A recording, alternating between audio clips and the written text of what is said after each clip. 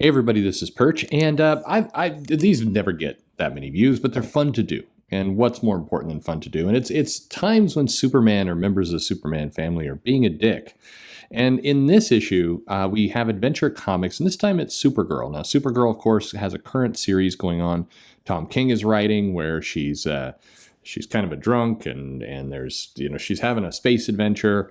And in this issue, this takes us back to an earlier, gentler time, let's just say, where we have a special all-romance issue of Supergirl. And unless I miss my guess, this comic is coming to us from 1969, maybe 1970. I'm not quite sure. Anyway, right about that time period. And it's an all-star collection of stories. We get 5 big stories, including When Supergirl Played Cupid, which is what we're going to talk about today. We have The Secret Identity of Superhorse, a centaur named Byron, a Bronco Buster who romances Supergirl, and then Comet the Superhorse. We'll talk a little bit about that one too. And then we get the ones we won't talk about, Supergirl's Cowboy Hero. And this is more about the horse that wants to romance Supergirl. Yes, you heard that correctly.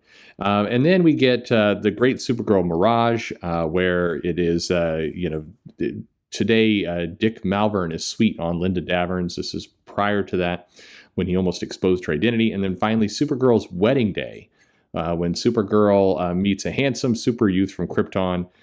She's sure to be the perfect husband, but unfortunately, he is a supervillain, as it goes. But this is an 80-page giant comic, and 80 pages. Of course, this thing costs like $20. It was really expensive.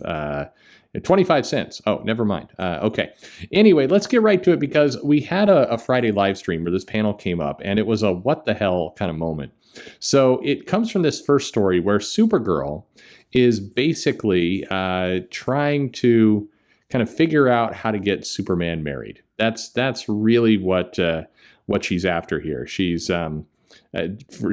decided he's been a bachelor too long. He desperately needs to get married. So Supergirl's on the case. She's going to take care of it.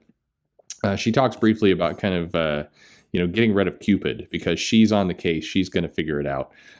Superman's just busy, not at all, working with his subconscious, inserting this giant key into a hole in the side of the mountain for his fortress.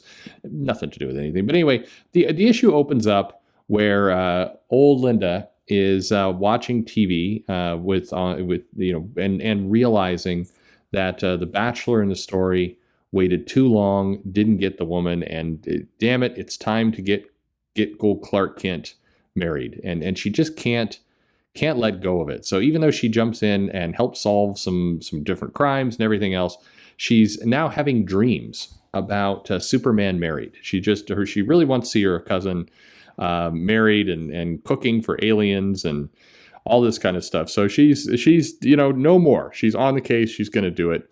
And so she starts to, she decides the best way to solve this is actually to go back in time, where she flies to ancient Troy and finds Helen of Troy. And Helen of Troy is going to be perfect for Superman. So she basically goes in, screw the timeline, lands, disrupts all of history, goes ahead and he says her name's Linda Lee. She's journeyed for another land, and she's summoned Superman here. And Superman, of course, also is like, oh, she must be in danger. He doesn't realize she's just, trying to get him laid. And so he flies in, ready to do some fighting. And Supergirl's like, hey, there's no emergency here. I had you here to meet the lovely Helen of Troy. And Helen's like, I'm into this. She's excited. And Superman, not upset that Supergirl basically got him, away from saving Metropolis from Lex Luthor, and now has gotten back in time so he can, get off. He basically decides to, both of them, trash this entire place. They various warriors, gladiators come and attack them, and the two of them just destroy it, and the pins and everything else, and it all kind of goes around, and then there's a traitor in the mist that they've kind of uncovered as they've destroyed everything. And so Supergirl wants to know what to do, and Helen of Troy turns out to be kind of a bitch. So she turns her thumbs down like, you must murder him. But Supergirl kind of just blows on her hand to make her thumb go up. But she realizes that this lady's terrible. So anyway, they go back and they decide to she's going to try again. She's not worried about this. Superman, meanwhile, is incredibly calm about this whole thing.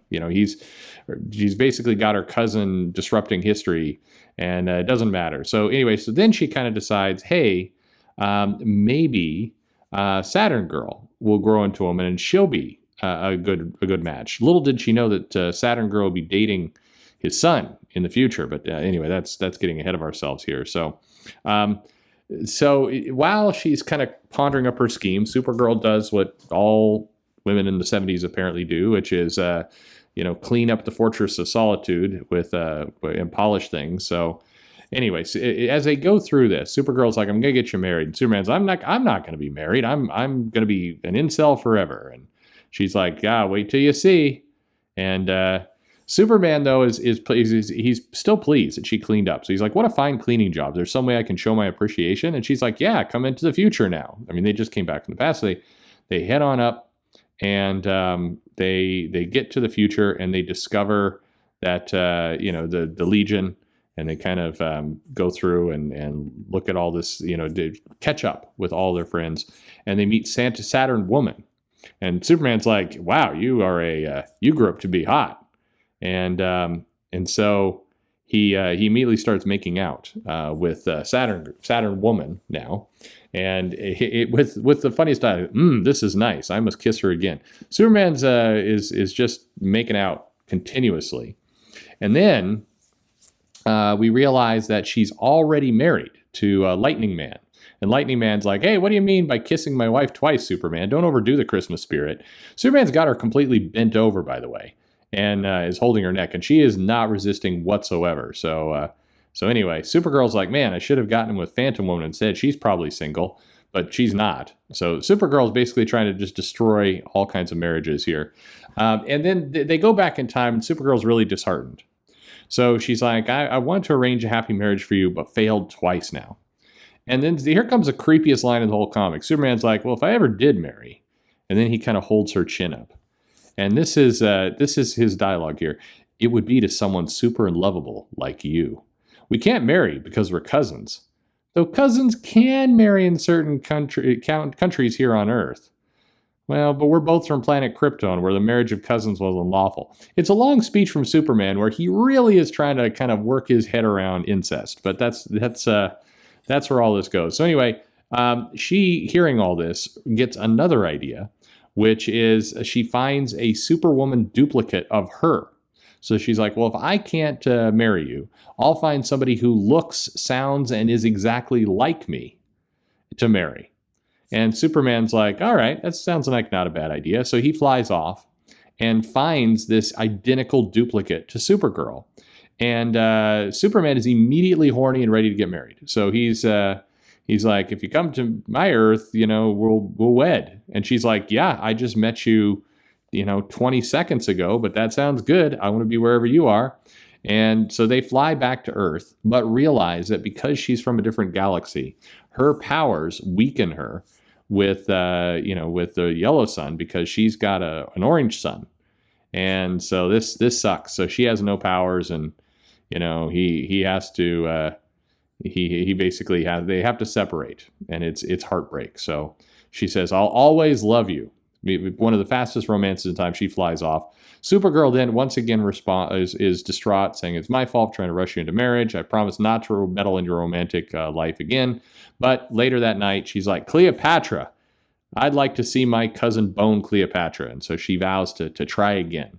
So anyway, sort of. Sorry. She says, I promise not to interfere in Superman's love life again. I'll keep my word. She does not. By the way, she breaks that promise almost immediately in comics. But never forget, Superman was really wanting to hump his cousin. And then when he decided finally that probably wasn't a good idea, he came to the conclusion that he'd marry a girl that looked exactly like her. So anyway, as we're talking about John Kent and weird stuff going on in DC Comics, never forget that back in the 70s, the lead story was about incest. But that's not all. So we go on. The second story here is really about Supergirl dating this horse. So we're going to get to that. We're going to do it in a second video because we want to give plenty of time to this. So let me know what you think of Superman and some, and his cousin. Comics in the 1970s were crazy. Anyway, thanks for listening.